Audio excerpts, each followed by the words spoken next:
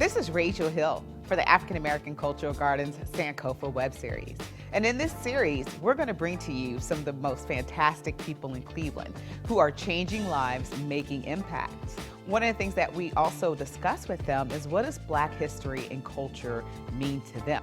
And we also talk to them about what do they love about the garden as well.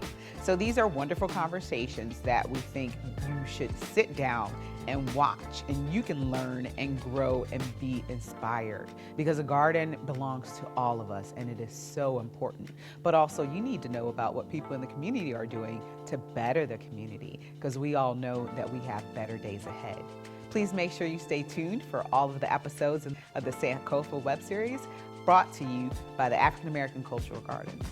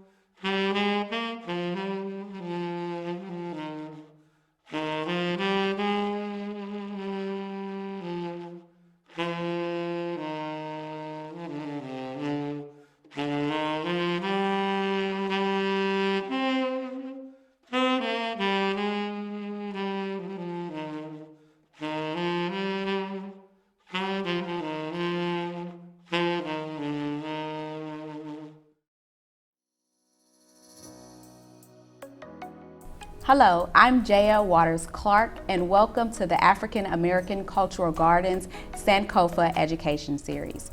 I have with me here Pastor Vikki Pruitte-Sorrells. Pastor Vikki, how are you? Good, how are you? I'm doing well. It's a pleasure to meet with you today. It's a pleasure to meet with you and to be a part of this series. Tell us a little bit about yourself. So I am a native of Cleveland, having grown up in the Lee Harvard area. Went to parochial schools all my life. Oh, wow. So okay. Graduating from Regina High School, and then going on to the University of Akron, and then doing some later, graduating from there with a Bachelor of Arts in English. And then moving on to doing work at Case Western Reserve University, where I received a Master of Science in Organizational Behavior, and Ursuline College, where I also received a Master of Arts in Ministry, doing other works at Cleveland State University. I am an administrator at Warrensville Heights City School District, as well as a pastor here at Lee Heights Community Church. Okay, so you seem to be a servant. Clearly you're a servant, a lifelong servant at that, because you said that you were working in education, and now you're pastoring. Tell me, what does that life look like day to day for you? So I pride myself as a bivocational pastor.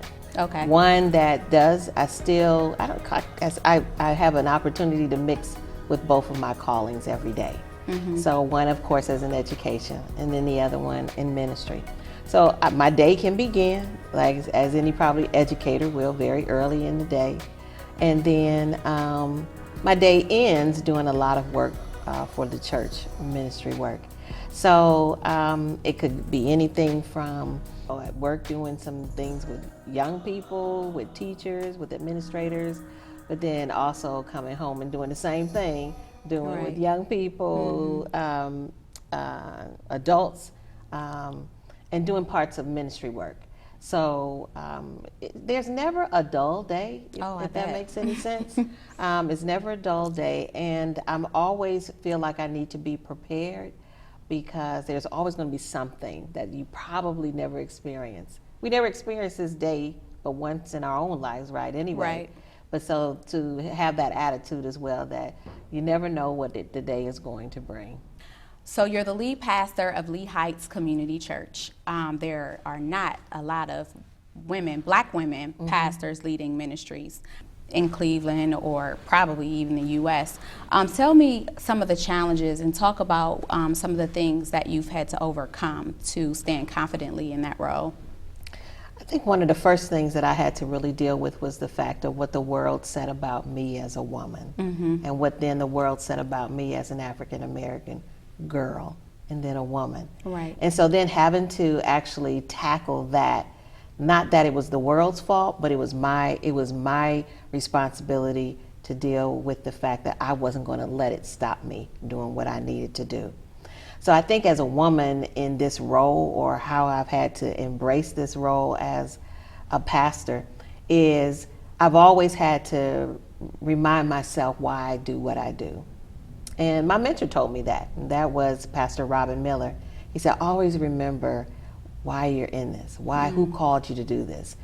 Out in the world it might say, remember your why, but remember that God called you to do this. And that's the part that helps me every day when there may be someone who is got their ups and downs about a woman in ministry, or they have their apprehensions about it, or the leadership that a woman does, is I always go back to the fact of who called you to do this work. And if you don't do what you're called to do, how are you living out and how are you fulfilling what God has called you to do? That's good. So you're talking a little bit about reminding yourself why you do what you do. You pour into so many people. You're the leader of this ministry. You work in the schools. Who's pouring into you? Who's inspiring you? I think a lot of time the biggest inspiration for me has been the women in my life. Okay. Of course, my mother. And I say that lovingly, with the big, of course, my mother, because I can't say that I can stretch out to somebody who is big in the world today, a well-known person. I see that person, yes, and I know that they have many achievements, but I think the person who has inspired me the most has been my mother, has been my aunts, and my grandmothers. But I think right now, as I'm able to be in this space right now, there's other women in the church that pour into me, and then my sisters as well, my biological sisters, because they are a derivative of my mom and my parents. So that's where my inspiration also comes from, the fact that I can able to watch who I've mothered as well, my own children, and see how they're growing into this world, into who they want to be, right? Yeah, that's good. And I do have one other person who pours into me, and it's not a woman, it's a man.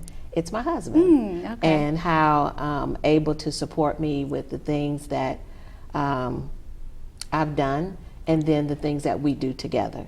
So I thrive on that, and I also thrive on my relationship with God and with Jesus Christ. The very thing that keeps me going, gives me strength,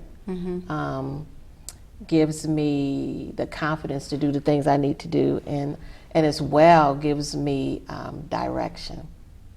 Good. So we spoke earlier about challenges, right? And then you just referenced your mom being someone that has inspired you. Talk a little bit about Black history and why that's important to you. Okay.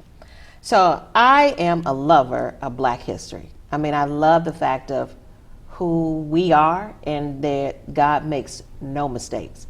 So the one thing about Black history that excites me is the fact that it's rich.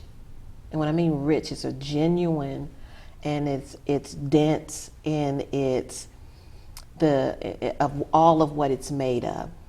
And the fact also that we have so many things that we can be proud of, but we have so many stories. And because we have so many stories, it makes it seem as if, and it gives us the illusion sometimes that we need to tell those stories, because it's a complexity and it's a diversity of stories, right? So as we were coming in here today, one of the things that I was sharing was the fact that Lee Heights Community Church itself is a church that's affiliated with the Mennonite Church. And he said, Mennonite Church, you know. But here, this is a rich history for us because of who we are and our own understanding of peace and justice. So why Black history is important for me is because it helps with the definition of who I am. And it helps me to be proud of who I am. Growing up, my mother used to give us these little cards.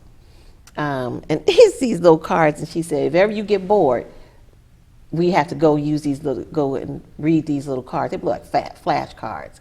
So I would have to sit there and go through those flashcards. And in those flashcards where I was learning about different people, different prominent African Americans.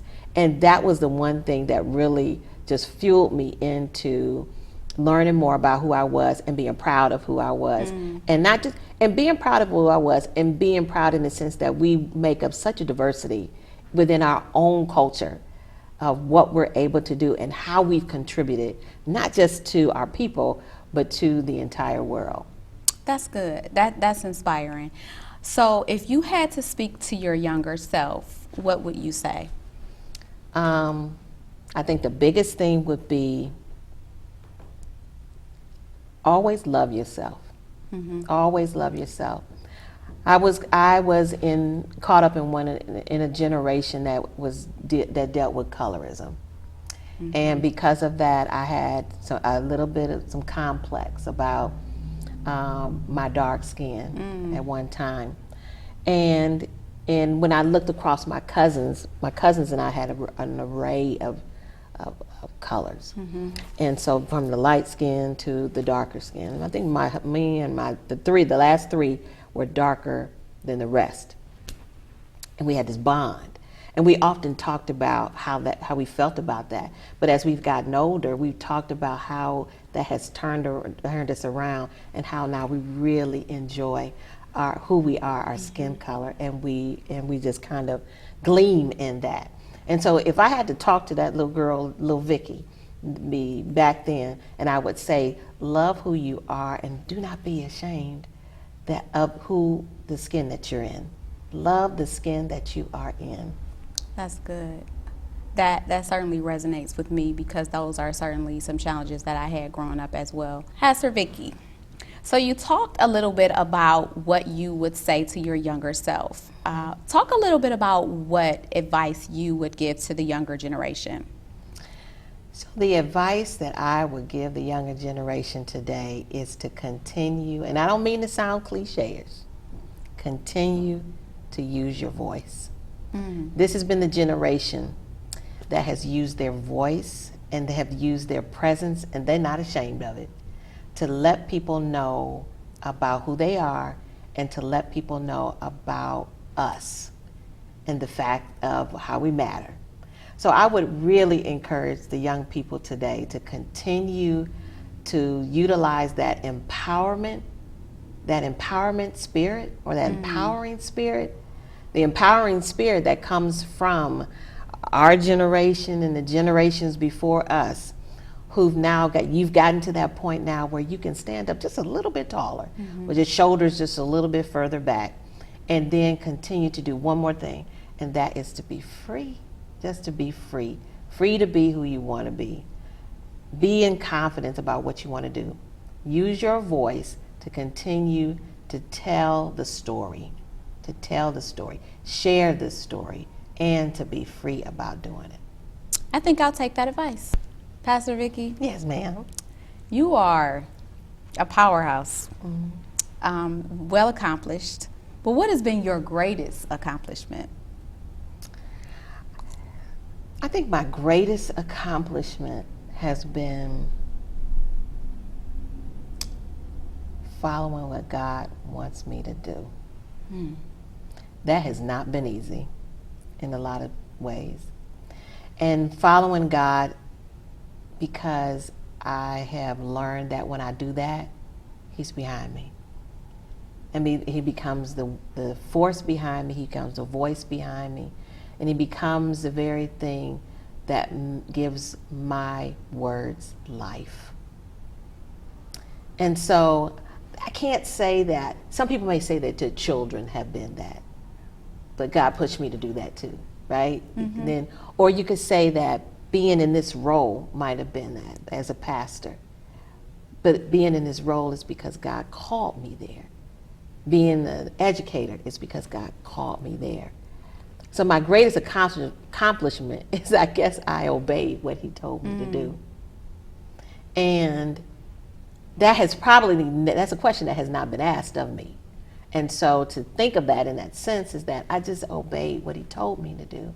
And I think that's been one of the biggest things. Being the mother to children, yeah, that's been a good thing too, to watch them. But that's because God was behind me. And if you had 30 more minutes, we could go on and talk about that. But I think just really being obedient and doing what he has called me to do. You make it sound so easy, but I'm sure it's certainly been a challenge. It's not. And I say that because there probably were so many other things that I wanted to do. Yeah. But because I have been obedient also, it has pushed me into places I would have never thought I would be. And this would be one place. I never would have thought that I would be the pastor here, let alone my home church. It has allowed me to move into arenas that limited myself because of that little girl who I was, would have said you couldn't do it. Dropping jewels. So I want to get to the African American Cultural Gardens. We finally have a space where we can go. There's so many ethnicities that are represented, and we finally have a space. Awesome. Talk about the significance of the African American Cultural Gardens to you.